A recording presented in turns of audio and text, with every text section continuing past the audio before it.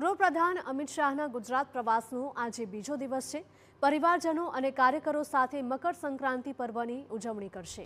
જગન્નાથ મંદિરે દર્શન અને ગૌપૂજન કરશે અમિત શાહ। નારણપુરા વિસ્તારમાં હાઉસિંગ બોર્ડની રીડેવલપમેન્ટ સ્કીમનું પણ ભૂમિપૂજન તેઓ કરવાના છે। નારણપુરા, અખબારનગર અને નવા વાડજ વિસ્તારમાં સ્થાનિકો સાથે તેઓ પતંગ ચગાવશે। અમિત શાહનો વિગતવાર કાર્યક્રમ જોઈએ તો સવારે 10:30 વાગે તેઓ જગન્નાથ મંદિરમાં દર્શન અને ગૌમાતા પૂજન સાથે દિવસનો પ્રારંભ કરશે અને ત્યારબાદ સવારે 11:15 વાગ્યાની આસપાસ અમિત શાહ નારણપુરા વિસ્તારમાં Gujarat housing board redevelopment project હેઠળ સૂર્યા અપાર્ટમેન્ટ વિભાગ 2ના શિલાન્યાસ સમારોહમાં હાજરી આપશે।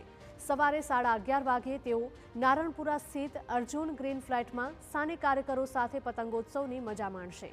બપોરે 3:15 વાગ્યે અમિત શાહ અખબારનગર વિસ્તારના આસ્થા ઓપલ ખાતે કાર્યકરો સાથે મકર સંક્રાંતિની ઉજવણી કરશે, જ્યારે કે બપોરે 3:45 તેઓ નવા વાડજના અભિષેક અપાર્ટમેન્ટમાં ઉપસ્થિત રહી પતંગ ચગાવશે।